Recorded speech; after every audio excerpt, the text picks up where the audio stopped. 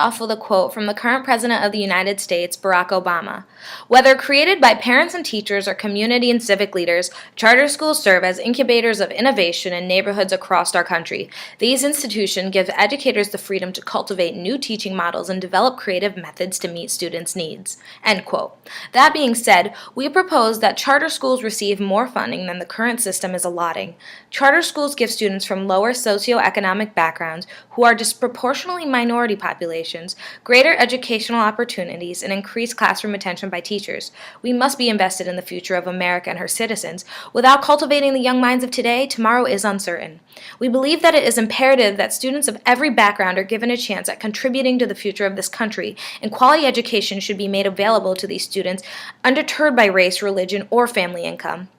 We contend that there are three inherent advantages to increasing funding for charter schools. 1. There is an increased focus on students who are usually marginalized in the public education system. 2. More manageably sized classrooms for teachers where they can foster learning more effectively. And 3. There is likely to be increased performance by charter school students if budgets are finalized prior to school starting and educators may use the funding on classroom resources, as is with the case of public schools. To address my first assertion that charter schools create an equal learning environment for marginalized students, I would like to refer to my first subpoint A that describes the current education system's flaws in engaging students of every race, gender, and creed. In his article on the extreme condensing of American textbooks, Derek P. Aldridge discourses on his years as a high school teacher and examines the master narratives of Martin Luther King Jr. in high school textbooks. Basically, these history books deprive students of a full and totally diverse historical analysis, rather focusing on the more shining moments of our nation's past. As a product of the public education system, I find it rather unsettling to look back upon the mainly Eurocentric topics that I had been taught in school and realize that they were just part of a minuscule part of a historical microcosm that had been forming since the beginning of time. My school had done me an injustice by focusing on subjects in which they thought were important rather than making an equal representation of our diverse global history.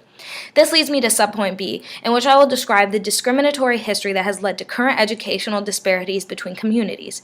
In order to preserve the possessive investment in whiteness, as coined by George Lipsitz, tactics such as de jure racism and residential segregation, among others, were employed to limit minority access to home ownership, which affected other factors such as education, lifespan, and wealth accumulation. The current wealth gap in America is directly correlated to race.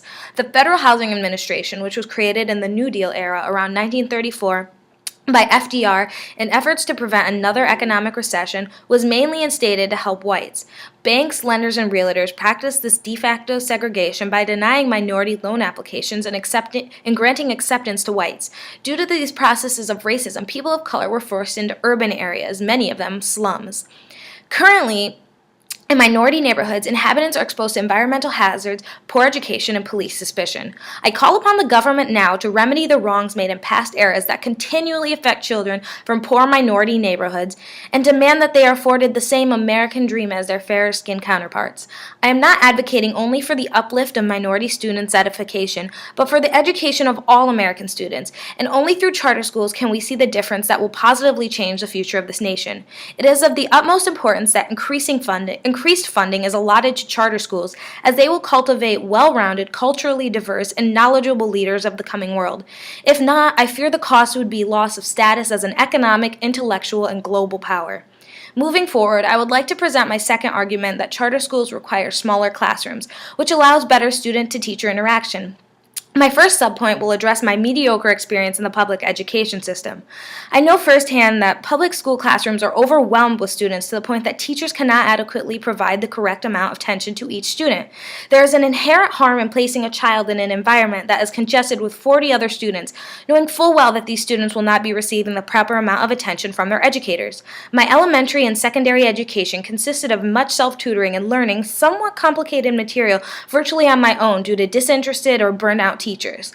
Subsequently, with subpoint 2, I will address the disturbing amount of teachers who feel like the public education is overwhelming them, leading them to quit and have a similarly overworked teacher fill their place.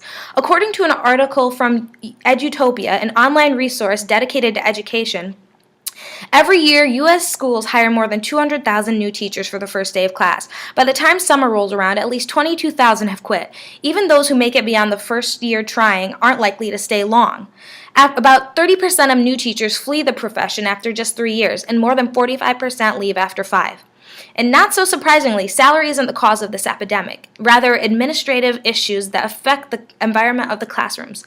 Poor administrative support, lack of influence within the school system, classroom intrusion, and inadequate time are mentioned more often by teachers leaving low-income schools where working conditions are more stressful. Salary is mentioned more often by teachers leaving affluent schools.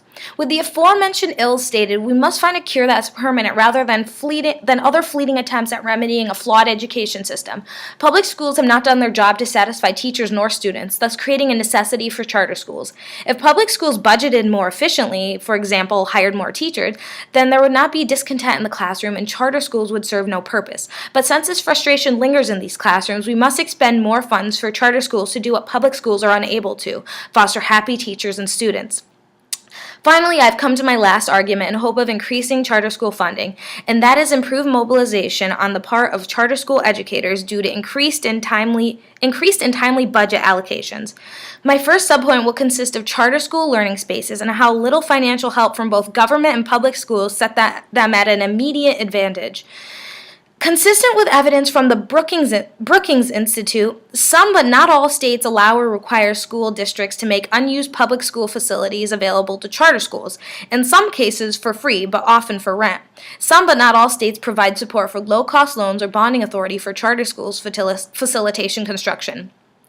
A few states provide a per-pupil facilities payment to charter schools that is intended to equalize the advantage that district schools have through their legacy of existing school facilities.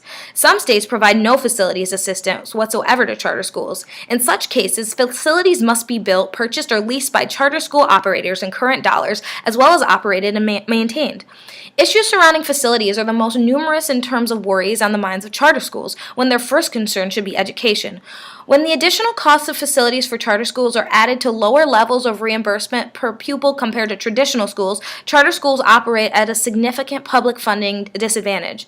During the 2008 to 2009 school year, federal involvement was approximately $1.40 per student, another alarming statistic from the Brookings Institute. Neither the amount of funding nor the conditions of competition afforded an opportunity at the federal level to have much impact on charter schools. Conclusively, I've found that there is an inherent harm in ignoring this motion to increase charter school funding. In accordance with the aforementioned evidence, there is only one decision that will cure the discrepancies found in American education systems, and that is to provide greater financial aid to charter schools. By ignoring the persistent issue of money plaguing these schools, we are, in turn, slighting the children who look to these institutes as safe places of learning, creativity, and even an escape from difficult home lives. With an interest in cultivating the nation's students, the government will increase charter school expenditure and ensure America's future as a leading source of education, economics, and the pursuit of happiness for all of her citizens. Thank you.